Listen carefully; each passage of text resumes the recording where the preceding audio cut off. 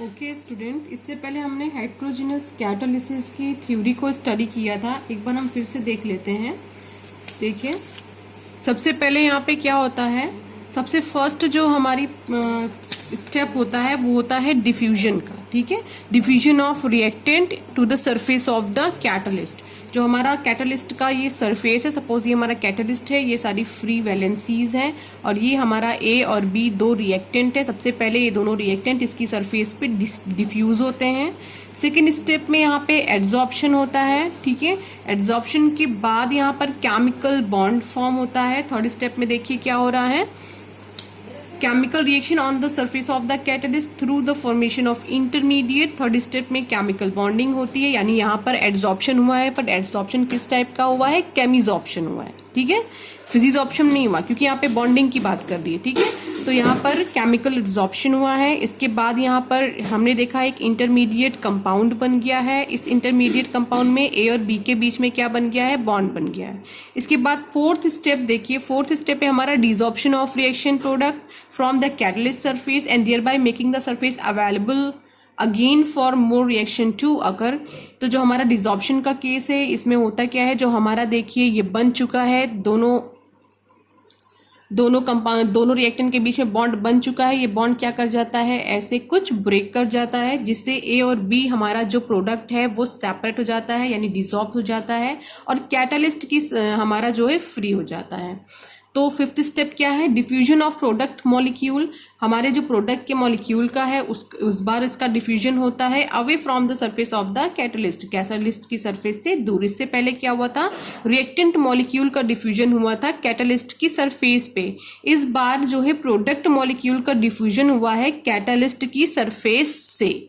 Okay, यहाँ surface पर diffusion हुआ था रिएक्टिंग मॉलिक्यूल्स का, यानी रिएक्टेंट का। और जो फिफ्थ टाइम आपका डिफ्यूजन हुआ है, इसमें आपका प्रोडक्ट का डिफ्यूजन हुआ है, किससे हुआ है, कैटलिस्ट की सरफेस से हुआ है। ओके स्टूडेंट, अब हमारा नेक्स्ट टॉपिक है important features of solid catalyst. Okay, solid catalyst के हम फीचर को स्टडी करने जा रहे हैं। तो इसमें सबसे फर्स्ट जो हम स्टडी करेंगे, जो काफी इंपॉर्टेंट है, वो है क्या, एक्टिविटी। ओके, तो बच्चों यहाँ पर एक्टिविटी का एक्चुअली मतलब क्या है, सॉलिड कैटलिस्ट में ये एक्टिविटी टर्मिनोलॉजी इसके स्पेशल फीचर में आती है। तो इसका मतलब क्या है, इसका मतलब होता है capacity to increase the speed of reaction. Okay, तो एक्टिविटी का क्या मतलब हो गया, इस यहाँ पर capacity to increase the speed of reaction. Suppose कि हमारे पास ये एक रिएक्शन है जहां पर हाइड्रोजन और ऑक्सीजन आपस में रिएक्ट कर रहे हैं और वाटर बना रहे हैं। ठीक है, तो जो हमारा हाइड्रोजन और जो ऑक्सीजन है ये वाटर बनाता है बहुत आसानी से, किसकी प्रेजेंस में, प्लैटिनम कैटलिस्ट की प्रेजेंस में। लेकिन अगर ये कैटलिस्ट हम यहाँ से हटा दें तो जो हमारा हाइड्रोजन और ऑक्सीजन है ये रिएक्ट नहीं करेगा, ये कंबाइन ही नहीं हो पाएगा। तो इसकी जो हमारी रिएक्शन है इसको बूस्ट अप करने के लिए हमें जो जरूरत होती है वो कैटलिस्ट की जरूरत होती है। बहुत सारी रिएक्शन तो ऐसी हैं बच्चों कि जो कैटलिस्ट की एब्सेंस में होती ही नहीं है। ठीक है, तो ये किस कैटेगरी में जाता है, एक्टिविटी। दूसरा, हमारे जो कैटलिस्ट होते हैं, जो सॉलिड कैटलिस्ट होते हैं, इसके अंदर एक बहुत ही अच्छी प्रॉपर्टी होती है सिलेक्टिविटी की। ठीक है, अब सिलेक्टिविटी को मैं आपको एग्जांपल दे रही हूं। पहला है आपके पास CO+3H2 gives out Ni।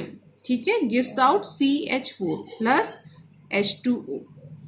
Next है आपका CO+2H2 gives out CH3OH। Catalyst यहाँ पे चेंज करेंगे CuZnO। थर्ड है हमारे पास CO+H2, कैटलिस्ट हम चेंज कर दे कॉपर, तो क्या बन जाएगा, SCHO। यही है हमारे कैटलिस्ट की सिलेक्टिविटी। सिलेक्टिविटी का मतलब ये है कि देखिए हम यहाँ पे कैटलिस्ट चेंज करते गए, प्रोडक्ट हमारे चेंज होते चले गए, जबकि रिएक्टेंट हमारे क्या थे, सेम थे। देखिए यहाँ पर भी carbon monoxide hydrogen, carbon monoxide hydrogen, carbon monoxide hydrogen. तो इसका मतलब ये है, सिलेक्टिविटी का मतलब ये है कि एक पर्टिकुलर टाइप का कैटलिस्ट रिस्पॉन्सिबल होता है एक पर्टिकुलर प्रोडक्ट को बनाने के लिए। ऐसा नहीं है कि आपको CH4 बनाना हो और कॉपर आप एज अ कैटलिस्ट वहां पे यूज कर दो। ठीक है, अगर आपको CH4 बनाना है, कार्बन मोनोऑक्साइड और हाइड्रोजन से, तो वहां पर आपको सिर्फ एक ही कैटलिस्ट लगेगा, वो क्या है, निकेल। ओके अगर आपको यहाँ पे मेथेनॉल बनाना है तो यहाँ पर आपको Cu/ZnO लगेगा। ठीक है, अगर आपको फॉर्मेल्डिहाइड बनाना है तो सिर्फ कॉपर लगेगा, एक परफेक्ट रेशियो के साथ। ठीक है बच्चों, यही क्या होता है, हमारी सेलेक्टिविटी होती है। कैटलिस्ट हमारा चेंज होता जाएगा, रिएक्टेंट अगर हमारा सेम है, कैटलिस्ट चेंज करने से हमारा प्रोडक्ट भी चेंज हो जाता है। ओके स्टूडेंट, हमारा नेक्स्ट टॉपिक है शेप सेलेक्टिव कैटलिस्ट, जिसको आप जियोलाइट के नाम से जानते हो। ओके तो सबसे इसको मैं पढ़ाऊंगी आपको क्वेश्चन आंसर के फॉर्म में। क्वेश्चन आंसर के फॉर्म में आपको ये ज्यादा समझ में आएगा। ठीक है, तो सबसे पहला क्वेश्चन यही अराइज होता है कि what is shape selective catalyst. ठीक है, तो ये एक ऐसे कैटलिस्ट होते हैं जिनकी रेट डिपेंड करती है कैटलिस्ट के पोर साइज के ऊपर। ठीक है, उनके शेप के ऊपर, या फिर आप कहिए रिएक्टेंट और प्रोडक्ट के शेप के ऊपर। ठीक है, सपोज कि बेटा हमारे पास ये कैटलिस्ट है और ये पोरस नेचर का है, इसमें छोटे छोटे से पोर्स हैं। ओके, छोटे छोटे से पोर्स हैं और ये हमारे पास क्या है, काफी रिएक्टेंट हैं। तो आप खुद सोचो, इसमें कुछ छोटे और कुछ बड़े रिएक्टेंट हैं, तो इनके पोर्स में यानी कैटलिस्ट के पोर्स में केवल वही रिएक्टेंट फिट बैठेंगे जो इनके पोर्स के अकॉर्डिंग, जिसका साइज क्या हो, बिल्कुल सुटेबल हो। जो छोटे हैं तो छोटे वाले इसमें क्या हो जाएंगे, फिट हो जाएंगे, पर बड़े वाले नहीं हो पाएंगे। तो ऐसी कैटलिस्ट को हम क्या बोलते हैं, शेप सेलेक्टिव कैटलिस्ट। ठीक है, ऐसे कैटलिस्ट जिनकी कैटलिसिस की प्रॉपर्टी उनके अंदर जो प्रेजेंट पोर्स हैं उनके ऊपर डिपेंड करती है, उसके शेप के ऊपर डिपेंड करती है। ठीक है, तो in this type of catalysis rate depend upon pore size of the catalyst. Catalyst के पोर साइज पर डिपेंड करती है, and also depend the shape, और उनके शेप पर डिपेंड करती है, and size of reactant and product, और डिपेंड करती है रिएक्टेंट के साइज और प्रोडक्ट के साइज पर। ओके, नेक्स्ट हमारा question, give one example of shape selective catalyst. आप एक एग्जाम्पल दीजिए शेप सेलेक्टिव कैटलिस्ट का।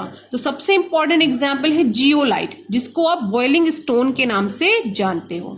नेक्स्ट है वाटर जियोलाइट। जियोलाइट क्या होते हैं, जियोलाइट्स आर माइक्रोपोरस। जियोलाइट्स क्या है, माइक्रोपोरस, हाइड्रेटेड, इनके अंदर पानी फिल होता है। एल्यूमिनोसिलिकेट मिनरल्स, ये क्या होते हैं, मिनरल्स होते हैं। Commonly used as commercial adsorbent and as a catalyst, जिसे आप कॉमर्शियली यूज करते हो as a adsorbent and as a catalyst, जिसका फॉर्मूला होता है mx/n Al2 की power whole to the power 6 x SiO2 to the power y dot ZH2O। ये जो आप x y z देख रहे हो, यहाँ पे कितने भी नंबर्स ऑफ मॉलिक्यूल्स अटैच हो सकते हैं, बस यही वेरी कर जाएगा। और जैसे आपका जियोलाइट बना है, यहाँ पर आपको जियोलाइट X मिल जाएगा, जियोलाइट Y, जियोलाइट A मिल जाएगा, ऐसे करके डिफरेंट जियोलाइट मिल जाएगा। तो यहाँ पे सबसे बड़ा क्वेश्चन अराइज होता है कि यहाँ पे N क्या है।